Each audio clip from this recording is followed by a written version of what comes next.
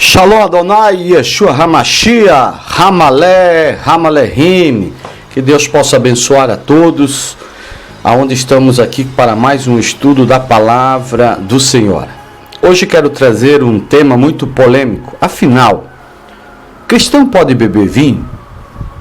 Queremos falar hoje, querido, sobre um assunto de maneira imparcial, sem parcialidade, sem religiosidade, sem influências, querido, de estatutos, sem influências da razão humana, e buscarmos a verdade dentro da Bíblia Sagrada, a qual nós afirmamos ser nossa regra de conduta cristã, nossa regra de conduta moral.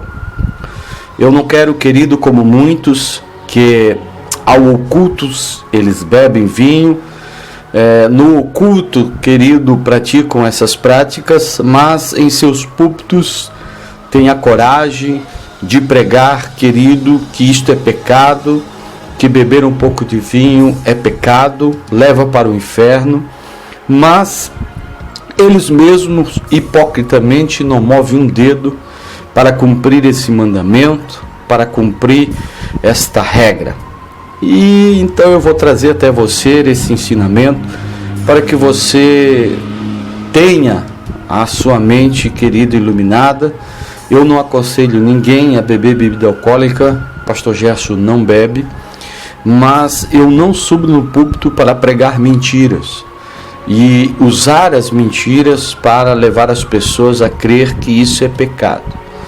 Eu faço o seguinte: eu ensino o que está na Bíblia Sagrada e cada pessoa segue o seu entendimento e escolhe de maneira espiritual qual a posição e o comportamento a seguir.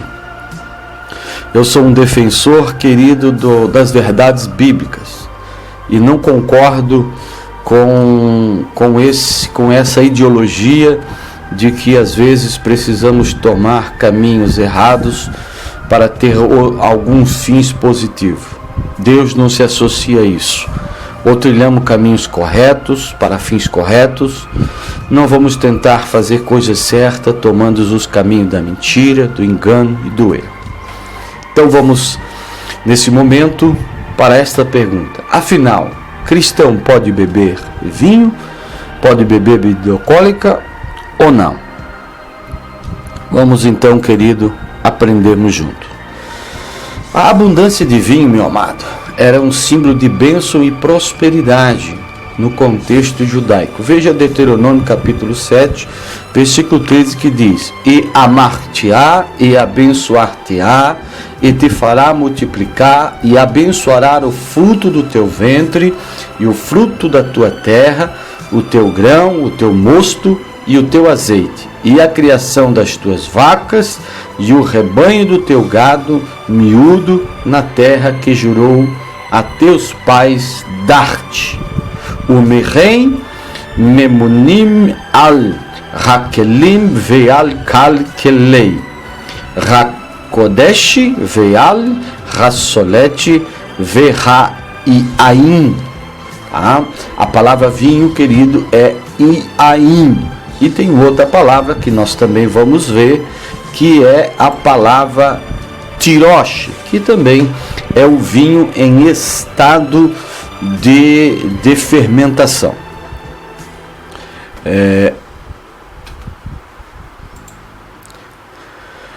Acerca do embriagamento, o que a Bíblia diz?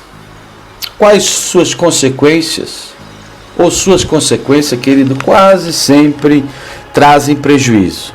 Em Gênesis 9:21 nós vemos que bebeu do vinho, embriagou-se e achava-se nu dentro da sua tenda. Isso aconteceu, querido, com o nosso querido patriarca Noé. Também em Gênesis 19:33 e 36, muito conhecido: deram, pois, a seu pai vinho a beber naquela noite, e entrando a primogênita deitou-se com seu pai, e não percebeu ele quando ela se deitou, nem quando se levantou. No dia seguinte disse a primogênita à menor: eis que eu ontem à noite me deitei com meu pai, demos-lhe vinho a beber também esta noite, e então, entrando tu, deita-te com ele, para que conservemos a descendência de nosso pai.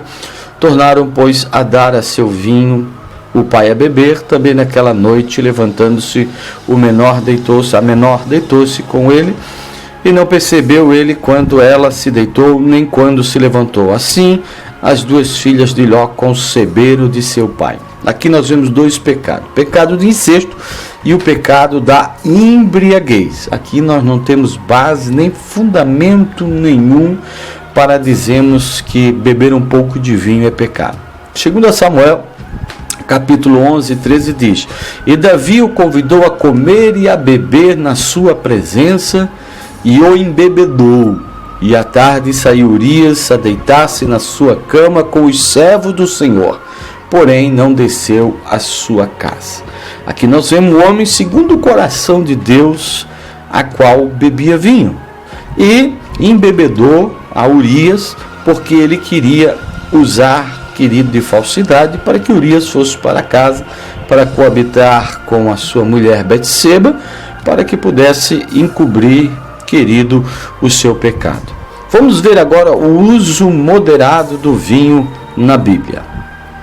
O uso da abstência total do vinho não existe na Bíblia, somente em alguns casos. Primeiro, quais os casos? Primeiro, aos sacerdotes. Levítico 10, verso 9 diz: Vinho, nem bebida forte, tu e teus filhos contigo não bebereis, quando entrades na tenda da congregação, para que não morrais. Estatuto perpétuo será isso entre as vossas gerações. E ain, vinho, sherar, bebida forte. Al, teshet atar, uvaneira, itar, bevo ahen el ohel, moed velo tamutu, rukat olam, ledoroteiren. Querido, nós vemos aqui, querido, que os sacerdotes, quando estavam, querido, em seus turnos, que estavam ministrando ao Senhor, eles eram proibidos de beber bebida forte ou algum tipo de vinho. Mas, quando eles não estavam em serviço, eles bebiam e tinham acesso e permissão, segundo a lei, para beber. Segundo, os nazireus e seus períodos de voto. Todo nazireu que fazia voto ao Senhor não poderia beber vinho. Números capítulo 6, verso 3: De vinho e de bebida forte se apartará, vinagre de vinho ou vinagre de bebida forte não beberá, nem beberá alguma beberagem de uvas, nem uvas frescas nem secas comerá. Então, miaim vesherar, yazir Hometz Yain Vehometz Sherar Lo Ishte Vehal Misherat Anavim Lo Ishte Vaanaiv Lahim Viveshim Lo Iohel. Querido, nós vemos aqui que cada nazireu não poderia tomar Yain e nem Sherar, bebida forte. Em todo o Antigo Testamento, o beber vinho aparece como uma prática universal e reconhecida como uma bebida consoladora. Veja o que diz Juízes capítulo 9, versículo 13. Porém, a videira lhes disse: Deixaria o meu mosto, o tirosh, que alegra a Deus e aos homens, e iria labutar sobre as árvores. Nós vemos nessa parábola de Jotão, onde, querido, o vinho alegrava a Deus e também ao coração dos homens. E esse vinho aqui, ele está no sentido de mosto, que é a palavra tirosh, que é um vinho que estava em estado de fermentação e não numa fermentação de 100%, mas já era um vinho alcoólico. Conceito de vinho no Novo Testamento. O Novo Testamento registra muito a embriaguez e suas consequências. Em Lucas 21 e 34 diz: Cuidado para que vossos corações não fiquem pesados por causa dos excessos, da embriaguez e das preocupações da vida, e esse dia não caia de repente sobre vós. Então nós vemos aqui que a expressão, a declaração está falando sobre os excessos, está falando sobre a embriaguez. Em Romanos capítulo 14, verso 21 diz assim: É melhor abster-se de carne e de vinho e de qualquer coisa que possa fazer o teu irmão tropeçar. Ou seja, aqui nós estamos falando sobre a tolerância com os mais fracos na fé, que é algo que tem que vir de um comportamento, querido, zeloso e de amor para com os irmãos. Também nós temos 1 Coríntios capítulo 5 e versículo número 11 que diz: escrevi-vos que não tenhais convivência apenas no caso em que se chame de irmão tal libertino, ambicioso, idólatra, provocador, beberrão. A palavra aqui, beberrão, no grego significa oinopotes, ou ladrão. Como tal pessoa nem deve tomar refeição. Ainda nós temos também em 1 Coríntios, capítulo 6, verso 10, que ficarão de fora, não herdarão o reino de Deus. Quem? Os ladrões, os gananciosos, os oinopotes, os beberrões, os maldizentes, os estelionatários, e ninguém desses terá parte no reino de Deus. Aqui você vê que não está dizendo que quem bebe um pouco de vinho ou bebe um pouco de bebida alcoólica. Aqui está falando daqueles que abusam, daqueles que se embriagam, daqueles que não sabem lidar com esse comportamento. E o que me deixa triste é que são pessoas que, em sua ignorância religiosa, querido, não conseguem entender uma coisa clara, como a água cristalina, como é este mandamento, e dentro da sua religiosidade estão a criticar, a apontar aqueles que socialmente, ou até mesmo em uma janta, ou até mesmo em um casamento, tomam um cálice, 2 de vinho, e as pessoas que são religiosas, críticas, vivem apontando o dedo para essas pessoas. Agora, um conselho te dou: se você não sabe lidar com esse comportamento, se você era uma pessoa que não sabia na sua vida de pecados lidar com esse comportamento, então se afaste, fique longe daquilo que vai servir de tropeço para a sua vida. Em Tito também, capítulo 1, versículo 7, diz assim: pois é preciso que o bispo, como administrador de Deus, seja isento de acusação, não seja arrogante, nem colérico, e nem dado ao vinho, nem violento e nem avarento. Aqui quando diz nem é dado, querido, quer dizer que não seja dado a muito vinho, ou seja, que não seja aquela pessoa que se embriaga.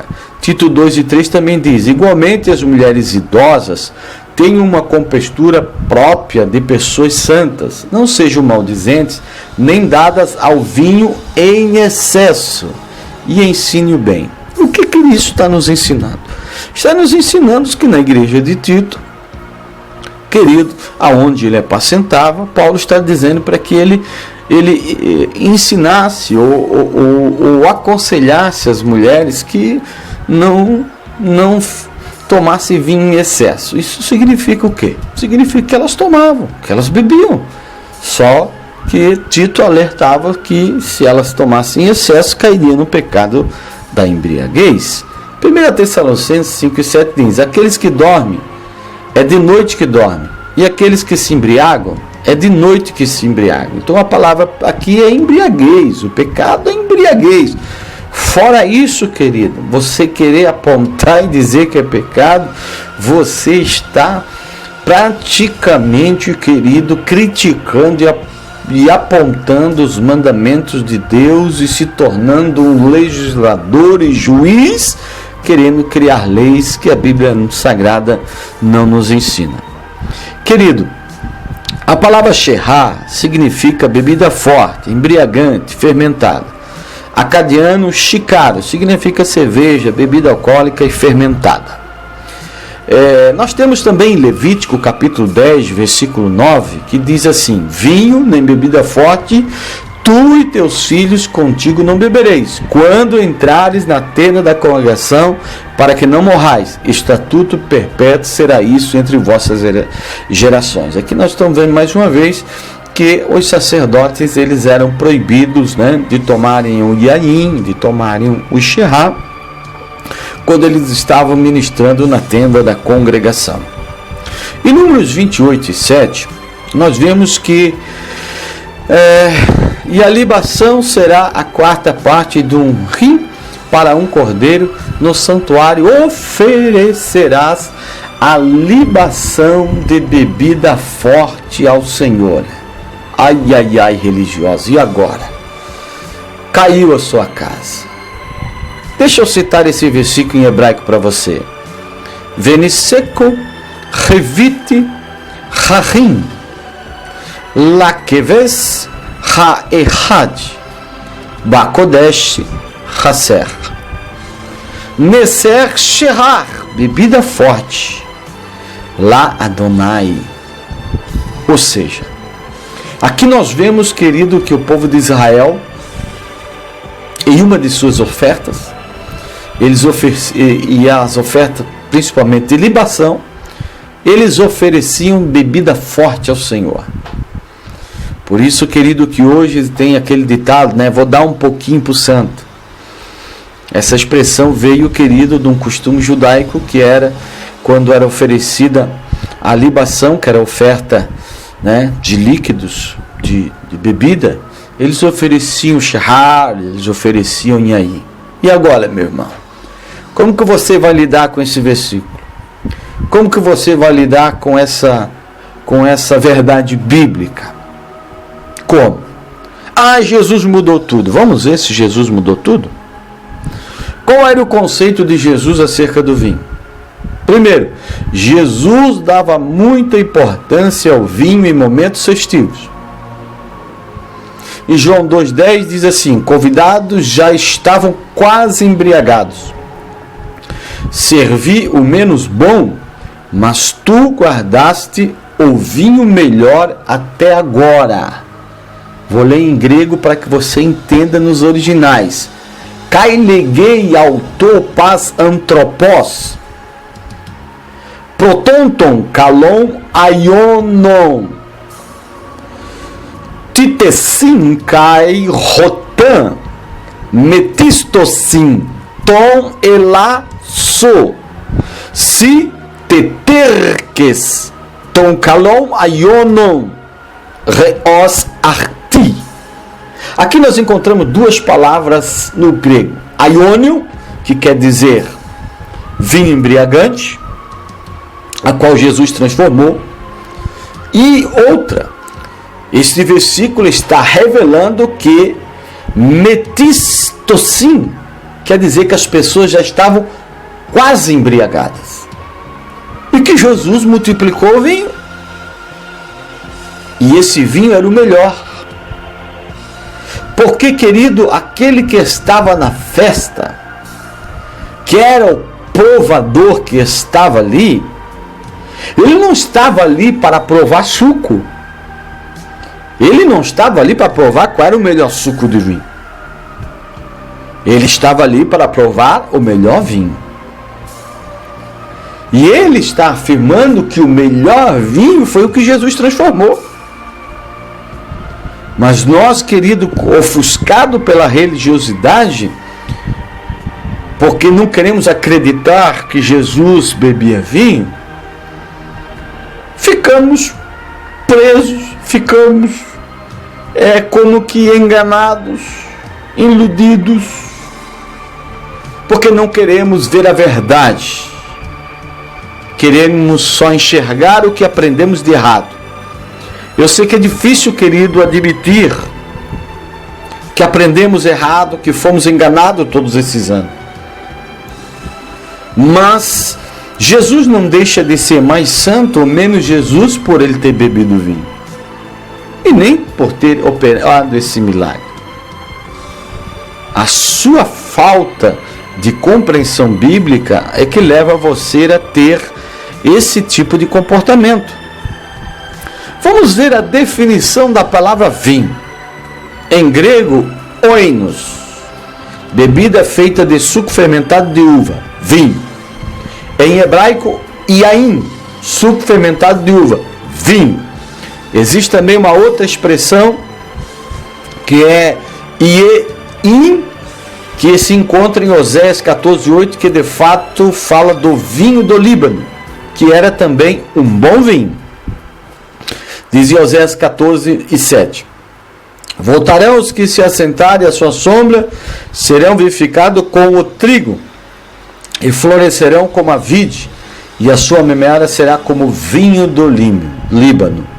Aqui em vermelho você vê a palavra hebraica keieim, tá? Que está falando de vinho também alcoólico.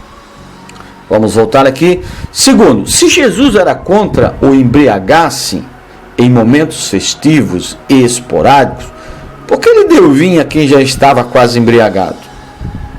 Em João 2,10, possui o seguinte vocábulo no grego: metistosim, que vem de uma palavra radical grega, metisko, que são encontradas também nas seguintes passagens. Veja, Lucas 12:45. Mas se o tal administrador imaginar consigo: meu senhor tardará, e vir e começar a espancar os servos e as servas, a comer, a beber e a embriagar-se, é a mesma palavra, eipe rodulos eikenus entecardia autu chronizei roquírios mu erquestai kai erxetai tiptein tus paidas kaitas paidiscas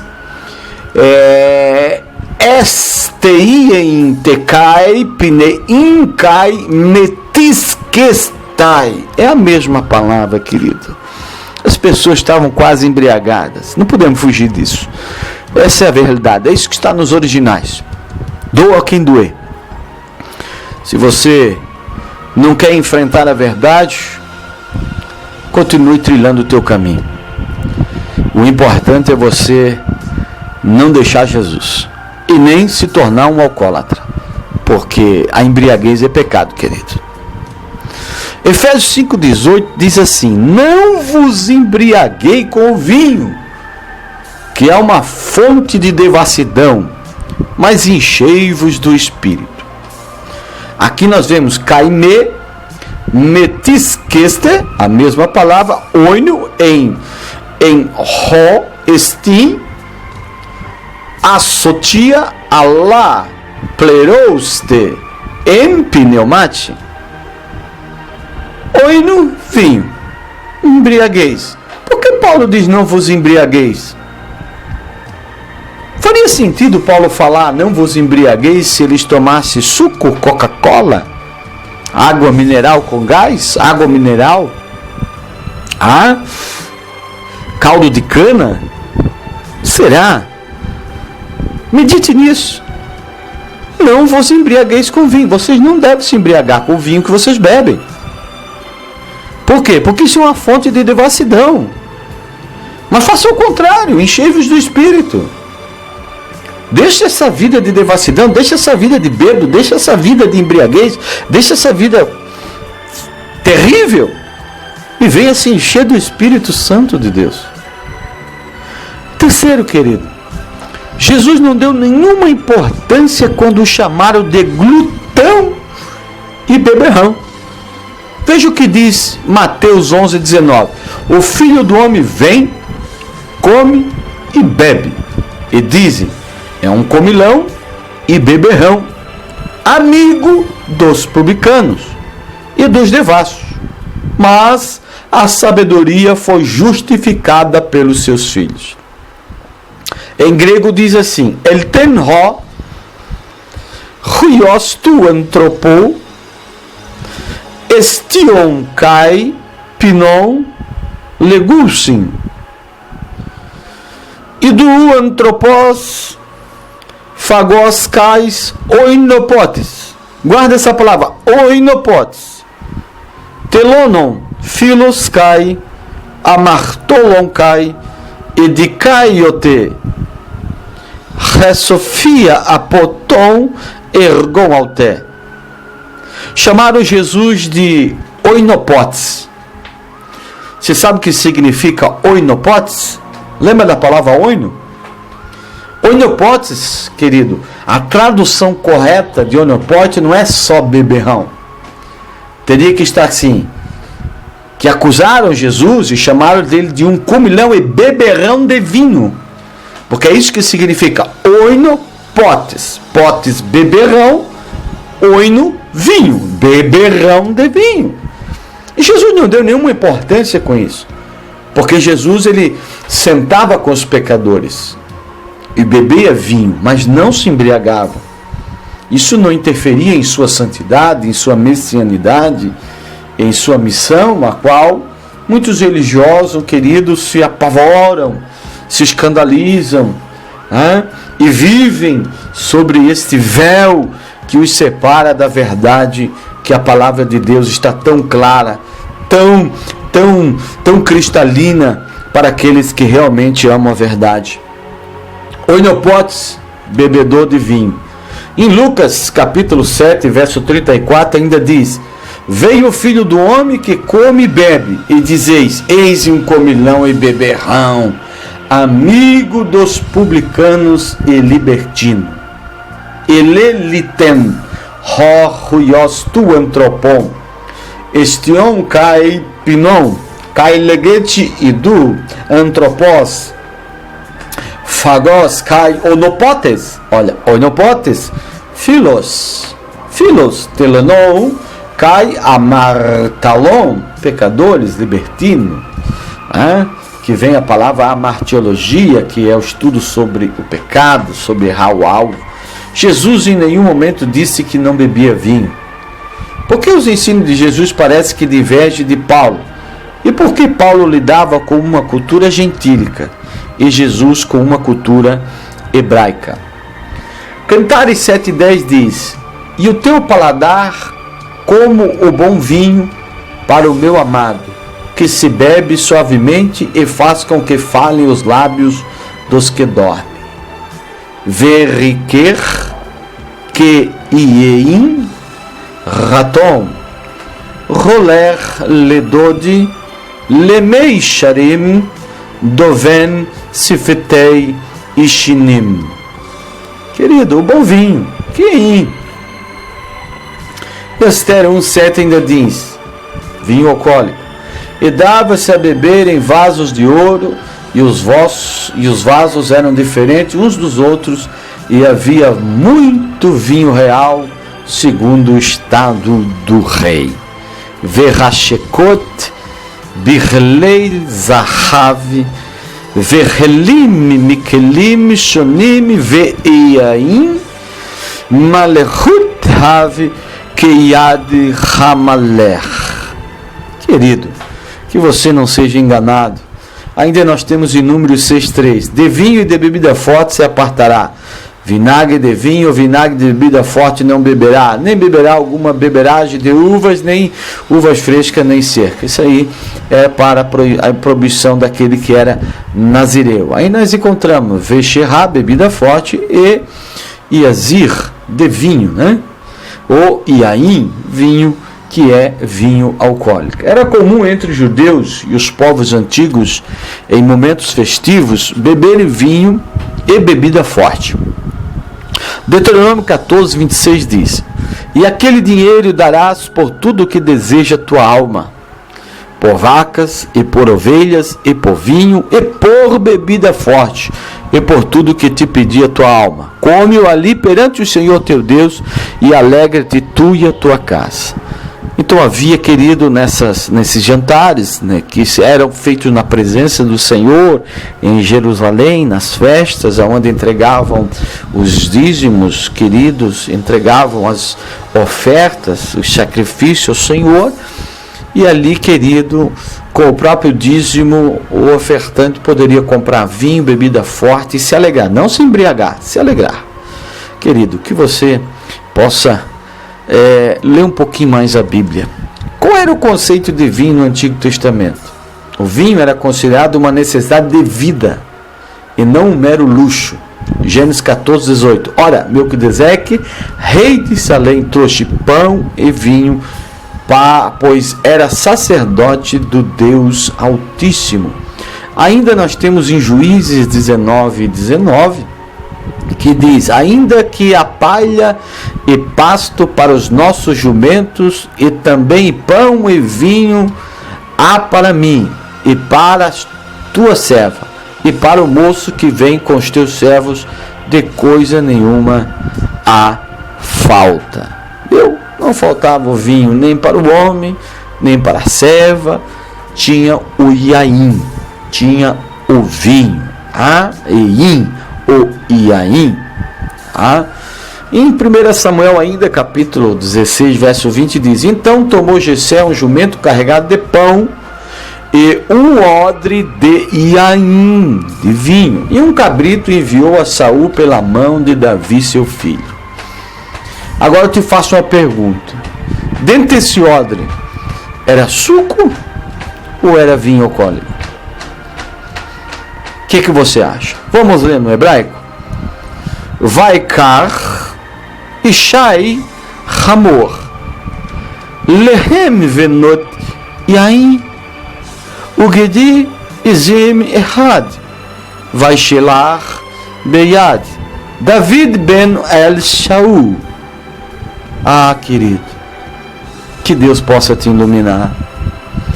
O vinho também era indispensável para as fortalezas. Segundo Crônicas 11:11 diz: e fortificou estas fortalezas e pôs nelas maiorias armazém de víveres e de azeite e de vinho. Vamos ver no hebraico? Vai Razek et Hametzurot Vaiten Bahen Negidim Veot Serot Ma'ahal Veshemen Va Iaim, vinho nas fortalezas. Para quê?